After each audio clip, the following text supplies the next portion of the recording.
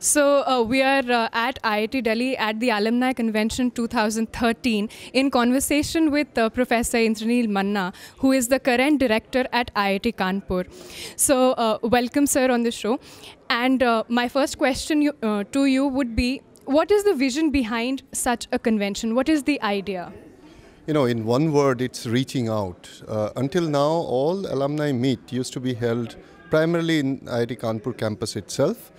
But the Alumni Association this time, they raised an issue. They said many alumni are unable to come to Kanpur because of distance, problems of communication, and also, you know, there are other difficulties. So they wanted to do it in one of the metropolitan cities, and Delhi obviously was first choice. And they plan to do it actually now onwards in different cities, different metropolitan cities. The primary aim was to be able to have many more alumni joining the show. And in that respect, I think it's a fairly successful show, because I'm told something like about 800 or close to 1,000 people have registered and have come with their families, children, and many stalwarts actually, who are big names in the country in different fora.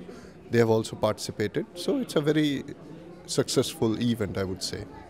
Okay, and what do you think could be done to improve such an event, and what is probably the best thing which has happened today, what people would really take away from here? I think one of the, I must say, one of the most important thing was the very inauguration function where Dr. Subbarao, who apart from being an alumnus of IIT Kanpur, also happens to be the chairman of the governor of the Reserve Bank of India. He gave an absolutely, a very wise and very knowledgeable speech, listed out some 10 different issues before the country for its economic growth, for its development, for its technological roadmap that it should follow. And following some of the deliberations that followed after his speech, I think these were the real gains of this particular event or deliberations. In the afternoon, we had a session where I think about more than half a dozen government bureaucrats who are secretaries in different government departments.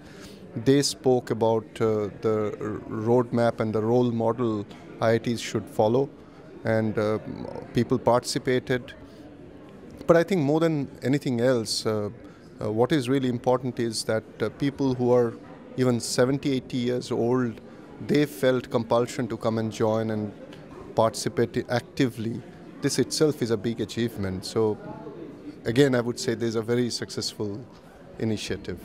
Okay, since you mentioned Dr. Subbarao's speech, so in one of the challenges to the Indian economy today, he laid out that technology and innovative solutions to increase productivity in various sectors of the economy, that is a major challenge which is there.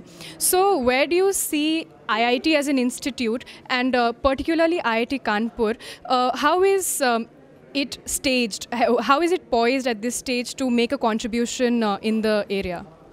You know, I faced a very similar question today afternoon from one of the TV channels, and let me repeat.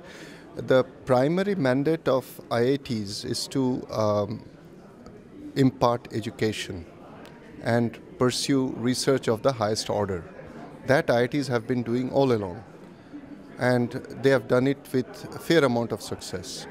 What possibly we haven't been very successful so far is to be able to translate our research into viable products and technologies. We have done that. There are a number of good examples, bright examples. We have, our exploits have been used tremendously by government departments, space, atomic energy, or defense, even private sector companies. But the numbers are not too many, and that should be many more. We haven't created very many jobs. We haven't created industries which would open up new entrepreneurs, new enterprises. So translation of knowledge into products and technologies should be our major agenda ahead. And in addition, I must say that we should also prove ourselves relevant to the society. So apart from doing research of highest order, we must also take care of projects or carry out projects which can make little bit improvement in the life of a daily wager or a local contractor or a local manufacturer. In fact, Dr. Subbarao mentioned about the necessity of IITs contributing in the manufacturing sector, and I fully agree that we must really do something immediately so that the manufacturing sector benefits from the knowledge and expertise of IITs. Okay, and since, sir, you've joined recently as the director at IIT Kanpur, what is your specific vision which is there for IIT Kanpur? Is there like a specific agenda, one goal which you really want to see happen during your tenure? You know, I must admit that I was busy writing manuscripts and taking classes or preparing for lectures, and I never dealt with something called files. And being a director of an IIT, most of my time goes in, taking care of different files for various issues. But that's part of the job, and another important assignment is that I must listen to people and understand the ground reality and then take appropriate action. So you are very right, I'm very new to it. So that's in a way my disadvantage, but also a big advantage because I don't carry any baggage. So I look at everything as a new thing or a fresh thing, and I try to apply my mind and common sense and try to approach that problem. Now, talking about my priorities, I would say that possibly there are many, but at the moment I would just point out three major things. One is the academic output and quality of output from IIT Kanpur, in my opinion, needs to be significantly improved. We were certainly the topmost school of the country in engineering and technology.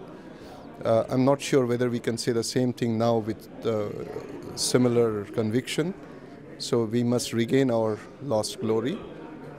Number two is the infrastructure in terms of available facilities and instruments or communication ease or approachability to the campus, various other things.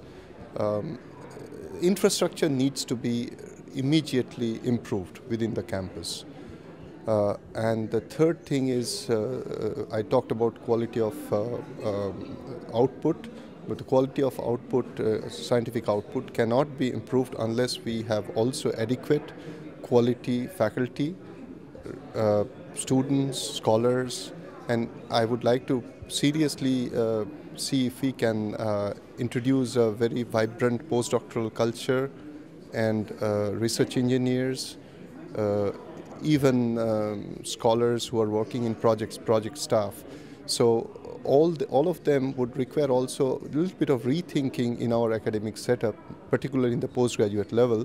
We must realize that IITs were built not necessarily to address the undergraduate education alone. So we need to do a lot in terms of postgraduate education. And if you have to cater to postgraduate education and research, then you have to have many project staff. And you have to give them a good option for pursuing higher studies. So we are thinking of introducing certain other programs other than the regular MTech program, and also create some other possibilities of those who are unable to complete PhD within a time frame, whether we can give them some other option. So these are the things which are very much on my agenda. Okay. And since you mentioned so much about research and the importance of IIT as an institute for academic excellence and not necessarily anything else, do you think there has been a shift in aspirations of students from probably your time to the students who are there now, given that generally that's the general perception that academics is not their topmost priority. After getting into IIT, the topmost priority is about getting a high-paying job.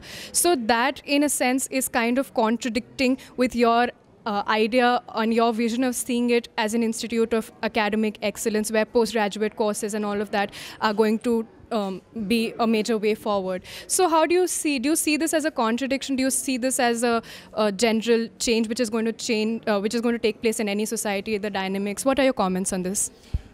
We are dealing with human beings, so we cannot program and say that you should only aspire for Nobel Prize and not Nobel Prize but with no money.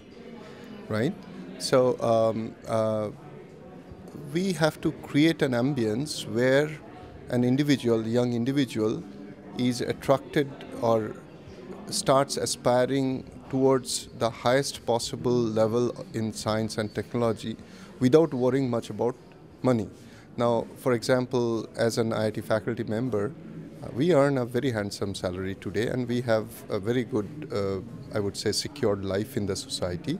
And in my opinion, this is probably better than many other high-paying jobs in the country. If I can compare the certain aspects and consider that to be equivalent to money. Now, considering about whether the students are a bit digressed or not, probably they are, but the society is responsible for that. An individual basically grows up with his or her aspirations, and the aspirations are formed with direct influence from the society. So instead of blaming the students, I would rather say that it should start from the parents and the society. And then I must also say that these are very bright kids, so if you throw them the right challenge, if they are really challenged, they'll live up to the expectations. So this is where probably we have failed. We have to create such ambience of challenge so that they are drawn towards science and technology more than just aspiring for a job in a financial sector. Okay, and my last question to you would be on a very light note. It's basically about when you revisit your days in IIT Kanpur as a student. So what are some fond memories which you would like to share with us? Some incident, some anecdote, something?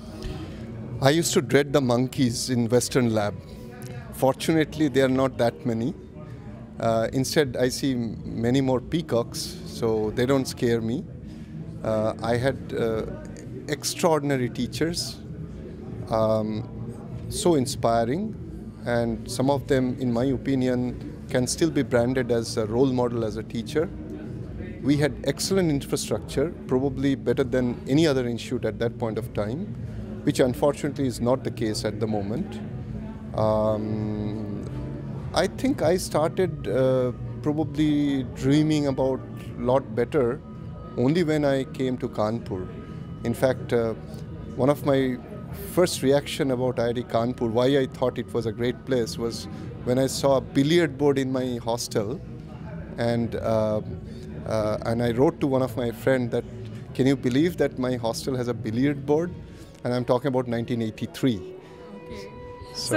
So one last thing, what message would you like to give to the students and the faculty members or any of the viewers?